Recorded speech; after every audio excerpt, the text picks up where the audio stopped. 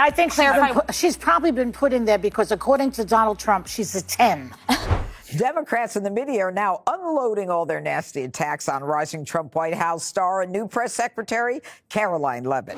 What on earth is going on at The View? The long-running talk show has found itself at the heart of yet another explosive controversy, and this time it's Joy Behar who's taking the heat. In a shocking turn of events, the outspoken co-host has exited the show, leaving audiences reeling and sparking heated debates across the internet. Was she pushed out? Did she leave of her own accord? And most importantly, what could have possibly led to such a dramatic shakeup? Let's dive into the scandal that has everyone talking. Speaking of Donald Trump, I was stunned and amazed by his new White House spokeswoman today. She's actually the youngest ever in that job. It all started during a heated segment on The View where Joy Behar made comments about Karoline Leavitt, the youngest ever White House press secretary under Donald Trump's administration. Behar, never one to shy away from controversy, claimed that Leavitt only secured her position because, in Trump's eyes, she was a 10. That's right, the veteran host reduced the 27-year-old press secretary's qualifications to her appearance, sparking immediate outrage. The remark landed like a bombshell, with audience members gasping, her co-hosts exchanging awkward glances, and social media erupting in fury. Karoline Leavitt, she's just 27 years old, but boy, was she giving it to the Trump haters in her first White House briefing. To make matters worse, Joy's comment directly contradicted the feminist ideals she's long championed. Here's a woman who has spent years advocating for equality and empowerment, yet, in one offhand remark, she undermined those principles by dismissing another professional woman's accomplishments. The backlash was swift and severe. Critics from all corners of the political spectrum called her out. Even some of her most loyal fans found themselves struggling to defend her. It was a rare moment of unity in an otherwise polarized media landscape. Everyone seemed to agree that Joy had crossed the line. Because she said something yesterday that really pissed me off. And that was, she said, there will be no wokeness here. Oh, yeah. Let me explain something to you. But if you thought this was just another run-of-the-mill The View controversy, think again. This time, the stakes were much higher. Karoline Leavitt didn't just clap back on social media or issue a statement condemning Behar's remarks. No, she went straight for the jugular by filing a defamation lawsuit against the longtime host. According to Leavitt's legal team, Behar's comment was not only false, but also made with malicious intent to harm her reputation. The lawsuit accused Behar of character assassination, and it didn't stop there. It also called out ABC, the network behind The View, for airing this segment and allowing such remarks to go unchallenged. Isn't it rich that The View is saying she got the job based on looks when DEI is all about based on looks? As news of the lawsuit broke, chaos reportedly erupted behind the scenes at ABC. Executives held emergency meetings to figure out their next move. Sources close to the situation described the atmosphere as tense and divisive, with staff members split on whether to back Behar or distance the show from her entirely. Some insiders claimed that Behar's history of controversial remarks had finally caught up with her. Others argued that she was being unfairly targeted, a victim of political pressure in an increasingly hostile media environment. Either way, it was clear that something had to give. Without that wokeness, you might not have that job. Yeah. Because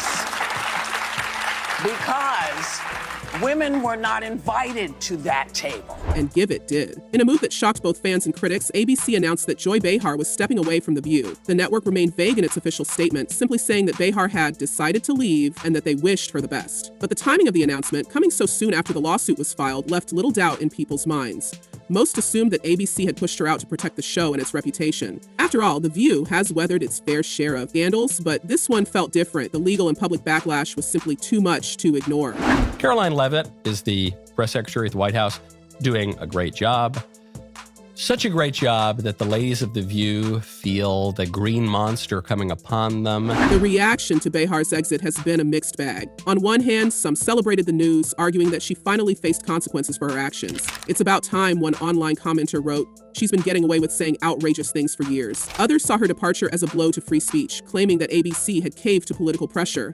My, they need to cancel ABC Network. That would fix all of the problems, one viewer suggested, clearly fed up with the network as a whole. Meanwhile, questions about the future of The View have taken center stage. Joy Behar has been a defining voice on the show for years, love her or hate her. Her absence leaves a significant gap on the panel, one that ABC will have a hard time filling. Who could possibly replace her? And more importantly, can the show survive without her? Some critics believe that this controversy marks the beginning of the end for The View. I can't understand why that particular show is still on the air, or was ever aired to start with for that matter, one commenter wrote, echoing a sentiment that's been gaining traction in recent years. They really don't like this woman. She's a good communicator. And so Joy Behar just offered her analysis on why Leavitt was picked for the role. To add fuel to the fire, rumors have started swirling about potential replacements for Joy Behar on The View, with some suggesting that ABC might be considering a complete shakeup of the panel.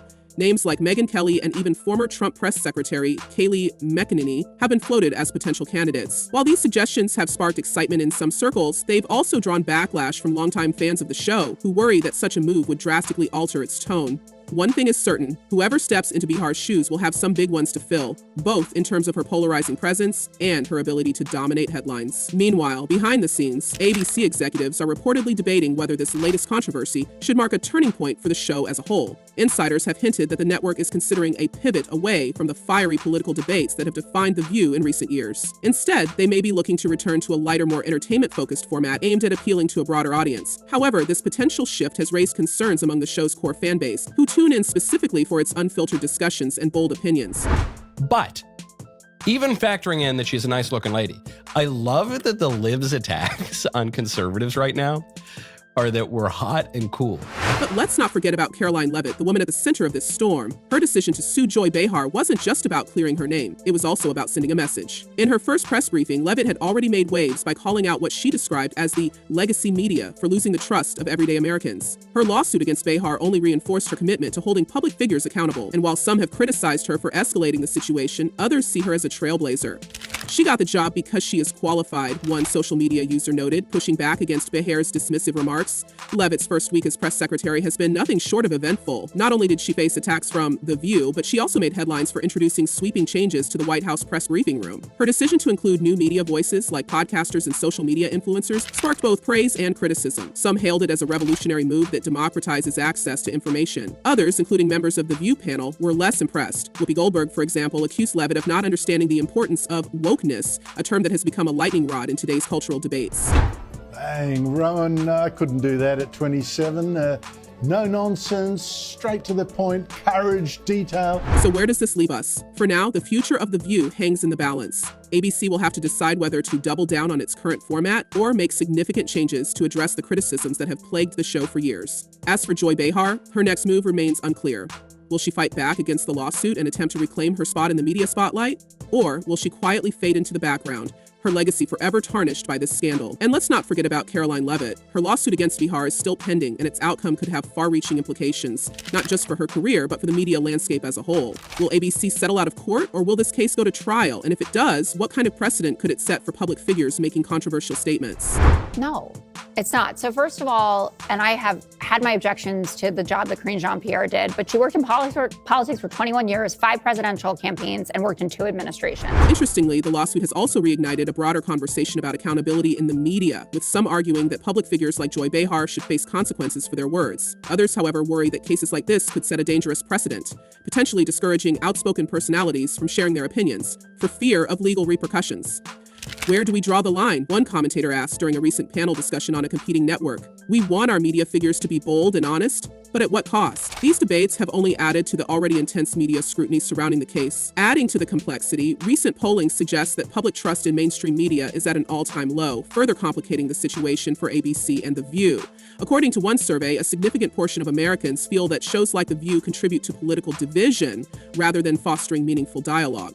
This sentiment has left ABC executives in a bind as they weigh the potential fallout from the lawsuit against the broader challenges facing the media industry. For now, it seems like every decision they make is being watched under a magnifying glass, with critics waiting to pounce on their next move. One thing is for sure, this story is far from over. As the dust settles, new questions are emerging. Was Joy Behar's exit justified, or was she unfairly targeted? Can The View survive without her, or is this the beginning of its downfall? And what does this controversy say about the state of media, politics, and free speech in today's divided world? Let us know what you think in the comments, and don't forget to like, subscribe, and turn on notifications for more updates on this unfolding drama. This is just the beginning. Stay tuned for what's sure to be an explosive next chapter.